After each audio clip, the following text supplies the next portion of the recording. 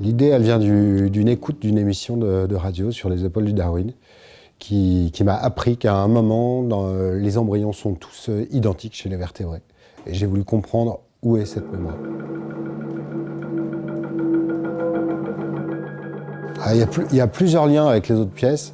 Il y a la thématique scientifique et l'idée d'aller chercher des fondements d'anti-anthropocentrisme. Et il y a surtout l'utilisation des fluides. L'utilisation des fluides, c'est vraiment mon matériau. C'est vraiment pour moi le matériau de sculpture que je veux utiliser.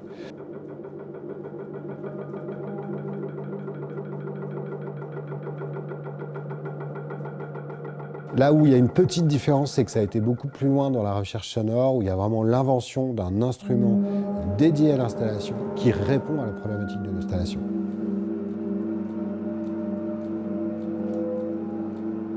Ce que le public a observé dans cette œuvre, c'est vraiment la genèse de la vie. C'est les toutes premières divisions de cellules, c'est le tout début d'une histoire commune, d'une mémoire commune, qui est celle de la division cellulaire, des danses cellulaires. Et en fond sonore, on a les grandes nappes des effondrements des espèces. L'idée, c'est quand même d'aller réactiver des mémoires ancestrales, des mémoires très vieilles qu'on a tous.